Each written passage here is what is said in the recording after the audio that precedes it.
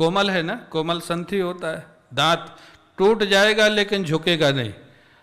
हाँ, एक महात्मा से किसी ने पूछा, महाराज अपने जीवन का अनुभव बताओ। महात्मा ने कहा मेरा मुख देखो। महाराज मुख देखने से क्या होगा? बोले देखो ना। बोले हाँ देख लिया।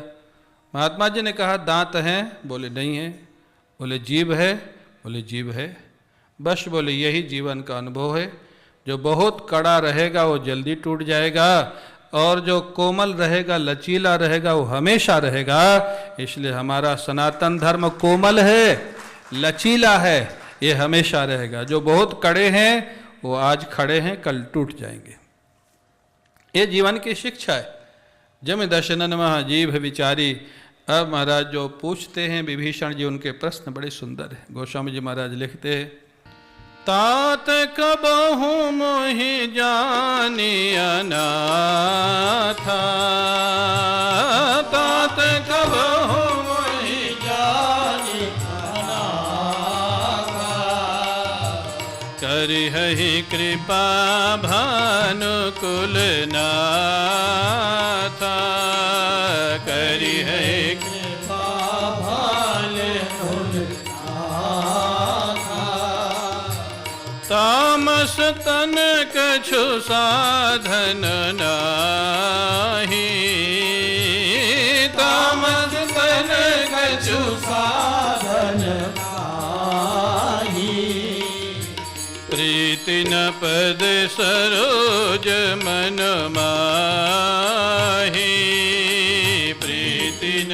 पद सरोज मन माही, अब मोहि भरोस हनुमंता, अब मोहि भरोस हनुमंता, बिनु हरि कृपा मिलहि नहीं संता, बिनु हरि कृपा मिलहि नहीं संता, जो रघुबीर अनुग्रह कीन्हा, जो रघुबीर अनुग्रह कीन्हा, तो तुम मोहि दरस हठ दीन्हा, तो तुम मोहि दरस हठ दीन्हा, सुनहु विभीषण प्रभु कैरी,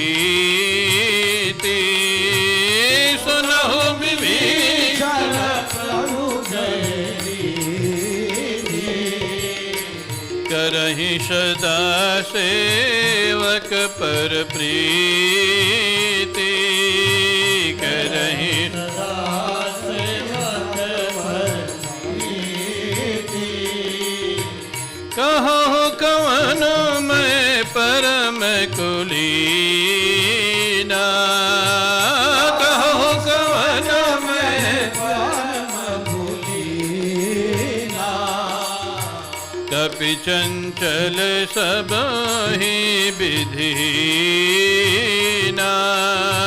कपि चंचल सबहि विधीना, प्रात ले जो नाम हमारा, प्रात ले जो नाम हमारा। विभीषण जी कहते हैं, प्रभु क्या कभी भगवान श्री राम मुझ पर भी कृपा करेंगे? कभी कभी जब अविश्वसनीय सफलता मिल जाती है तो व्यक्ति इतना गदगद हो जाता है कि उसके आपसी संवाद में ही विरोधाभास हो जाता है। एक चौपाई पहले कहते हैं कि क्या कभी भगवान कृपा करेंगे, और अगली चौपाई में कहते अब मोहि भरोस हनुमंता, बिनु हरि कृपा मिले ही नहीं। अगली चौपाई में वही बोल रहे, विभीषण ही बोल रहे, अगली चौपाई में बोल रहे। मैं एक तरफ तुम तो कह रहे हो भगवान की कृपा के बिना आप जैसे संत महापुरुष नहीं मिलते, तो कृपा तो हो गई ना, फिर क्यों पूछ रहे हैं कि अब क्या कभी कृपा करेंगे क्या मेरे ऊपर? हनुमंत लाल जी कहते हैं, विभीषण वास्तव में प्रभु का स्वभाव ही कृपा है। कृपा तो करते ही हैं, वो सब पर कृपा करते हैं। जो दुष्टों पे कृपा कर सकता है भक्तों पे कृपा क्यों नहीं करेंगे? हाँ? दुष्टों पे, रावण पर जिस पे कृपा होती है, अहिरावण पे, कुंभकर्ण पे, मेघनाथ पे, अच्छा आप बताओ, ये बड़े बड़े दुष्ट थे, भगवान साक्षात जगत जननी का अपहरण किया, इनके दंड क्या मिलना चाहिए था? नरक मिलना चाहिए था कि बैकुंठ?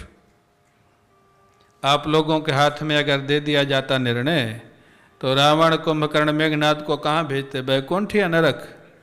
हमको दे दिया जाता हम भी नरक ही भेजते। लेकिन धन्य है प्रभु श्री राम का स्वभाव, वो सुधर नहीं सकता था इसलिए उसका उद्धार किया। सुधर जाता तो उद्धार भी नहीं करते, मारते भी नहीं। सुधरने के चांस नहीं थे इसलिए उद्धार किया, लेकिन उद्धार करने के बाद भी नरक नहीं भेजा, अपने बैकुंठ में निवास दे दिया है। ये भगवान श्री राम का स्वभाव, ये सनातन धर्म। रावण जब जाने लग गया ना, भगवान के हाथ से जब उसका शरीर छूट गया, दिव्य रूप धारण कर लिया, भगवान को प्रणाम किया और प्रणाम करके मुस्करा करके प्रभु श्री राम से पूछता है, जीता कौन? अरे सारा संसार देख रहा है कि राक्षस परिवार के साथ मारे गए, मेरी विजय हुई है। ये प्रश्न तो गलत है तुम्हारा, जीता कौन? ये प्रश्न ही गलत है। नहीं नहीं नहीं, प्रश्न सही है। श्री राम बताइए विजय किसकी हुई? श्री राम ने कहा मेरी हुई। बोले नहीं, विजय मेरी हुई। अरे तुम्हारी विजय कैसे हुई रावण? प्रभु मैं जब तक जीवित था आपको लंका में प्रवेश नहीं करने दिया, जब तक मैं जीवित था। भले मैं अकेला बचा, सब लोग चले गए, तब भी नहीं करने दिया। लेकिन तुम्हारे जीते जी मैं बैकुंठ में प्रवेश करने जा रहा हूँ, आप मेरे को मना नहीं कर सकते। कौन जीता बताइए? हाँ, भगवान मुस्कुराए, जानते थे इसका प्रेम भाव बोल रहा है। तो वो श्री राम जो रावण को भी बैकुंठ दे देते हैं, उनके प्रति हम लोग कहें कि भगवान कृपा करेंगे क्या? अरे करेंगे नहीं, कर रहे हैं। हमारे अशोकपाल जी कहते हैं प्रश्न ही नहीं करना चाहिए, क्योंकि इनको तो लिफ्ट से ऊपर उठा लिया गया है ना। अब जिनको सीढ़ी चढ़ के जाना उनको तो प्रश्न करना पड़ेगा अशोकपाल जी। आपको तो भगवान ने, राधा रानी ने लिफ्ट दे दिया है, आपको बीच के रास्ते की जरूरत ही नहीं पड़ी। अब जिसको सीढ़ी चढ़ के जाना है 2, 4, 5, 6 मंजिल, तो उनको तो पूछ पूछ के जाना पड़ेगा किधर से जाना है। दोनों ठीक है। कहीं कहीं जो अबोध बच्चा है उसको गोद में उठा के पार कर दिया जाता है, और जो सशक्त बच्चा है उसको सीढ़ियों से चढ़ाया जाता है। तो हमारे शिव कुमार जी सशक्त बच्चा हैं और अशोकपाल जी अबोध बच्चा है। आज बहुत देर तक ये चला विवाद, हम लोग बैठे थे। अच्छा है, आनंद आता है ऐसी चर्चाओं में, दोनों सही है। तो महाराज हनुमंत लाल जी से पूछते हैं क्या प्रभु कभी कृपा करेंगे? अरे भाई हनुमंत लाल जी सोचते कृपा तो होगी, अभी अभी तो आप कह रहे हो बिना हरि कृपा मिला ही नहीं संता, और मैं आपको प्राप्त हो गया, मिल गया। अभी तो आप कह रहे थे आप बड़ी कृपा की प्रभु ने जो आपका दर्शन हुआ। फिर भी अगर आपके मन में संदेह है, हनुमंत लाल जी देखो, जब किसी को भरोसा देना होता है, महापुरुष का स्वभाव होता है, भरोसा देना होता है तो अपना उदाहरण दे के देगा। भाई हम भी ऐसे ही थे, तुमसे भी गए बीते थे और राम जी ने हमको अपनाया। हनुमंत लाल जी कहते सुनो विभीषण प्रभु की रीति, करहि सदा सेवक पर प्रीति। वो सेवा में आ जाए, कैसा भी हुए भगवान उससे प्रेम करते हैं। बस कल जो मैंने कहा था एक ही बात है, ईमानदारी से सेवा में आ जाए, अच्छा है बुरा है जैसा भी है। और फिर हनुमंत लाल जी अपना उदाहरण देते, कहो कौन मैं परम कुलीना, क्या मैं ब्राह्मण वंश में मैंने जन्म लिया है? मैं तो मनुष्य भी नहीं हूँ, ब्राह्मण क्षत्रिय वैश्य तो छोड़ो, मैंने कोई अध्ययन भी नहीं किया है। अत्यंत चंचल मेरा मन है, एक जगह मैं शांति से बैठ नहीं सकता। चलो यहाँ तक तो ठीक था, अगर सामान्य बंदर के विषय में सोचा जाए तो लागू हो सकता है। लेकिन अगली बात जो हनुमंत लाल जी ने कहा वो तो बिल्कुल ऐसा लगता है कि विभीषण के विश्वास को बढ़ाने के लिए कही। प्रात ले जो नाम हमारा, तादिन ताहिना मिलई आहारा।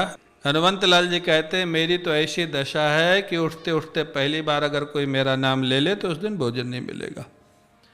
अब वो रामायण के कथाकार अच्छा है, अनेक अर्थ लगाते हैं कि उस समय हनुमंत लाल जी राम जी की सेवा में होते हैं, सुबह सुबह उनका नाम नहीं लेना चाहिए, उनको डिस्टरबेंस होता है, इसलिए भोजन नहीं मिलता। और ठीक है, व्याख्या अलग अलग अपनी अपनी व्याख्या है। और हमारे गुरुदेव कहते थे कि तुलसीदास जी ने बहुत एक भला काम किया जो अपने रामचरितमानस की व्याख्या नहीं की। व्याख्या करके चले जाते तो इतने रामायणियों का काम नहीं चलता वो तो फिर पूर्ण व्याख्या तो वही होती जो तुलसीदास जी महाराज करते। कितनी व्याख्याएं करते लोग, अनेक अनेक अर्थ निकालते, वो भी ठीक है, लेकिन यथार्थ तो यही है कि हनुमंत लाल जी विभीषण के विश्वास को बढ़ाने के लिए अपने को बहुत छोटा सा बताते, बहुत दीनहीन बताते। यहाँ तक कह दिया मेरा नाम कोई सुबह सुबह ले ले तो उसको भोजन नहीं मिलेगा पूरे दिन। अच्छा, आप लोग कल ही लेके देखना, खूब भोजन मिलेगा। तो हनुमंत लाल जी कोई बात सच होती है और कोई बात किसी की भलाई के लिए कुछ घुमा के भी कही जाती। अच्छा, अब यही हनुमान जी महाराज किष्किंधा कांड अगर आप देखें, सुग्रीव का जो परिचय देते हैं राम जी को, आप अगर ध्यान से पढ़े वो परिचय बिल्कुल सही नहीं है।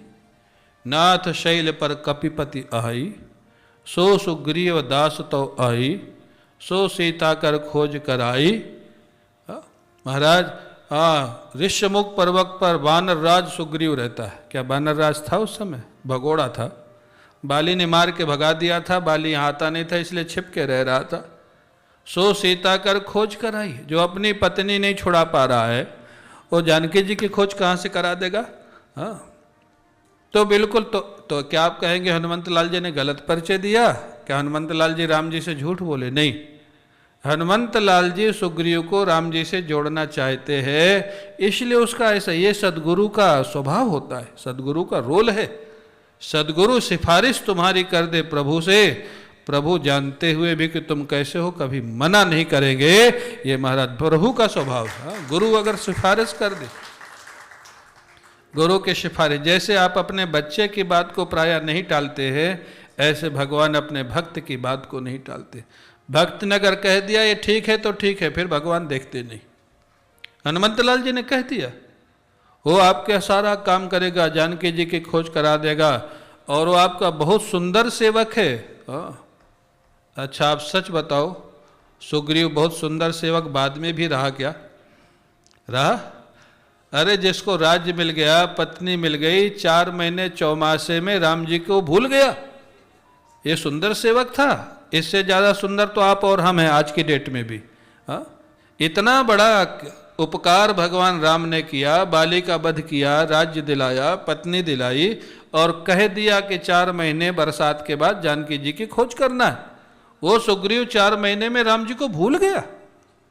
कैसा सेवक था भाई? बहुत सुंदर सेवक था ना। हनुमान जी ने तो यही परिचय किया था, नाथ शैल पर कपत रही, सो सुग्रीव दास तो भाई, आपका दास है चरणों का। महाराज काय का दास था।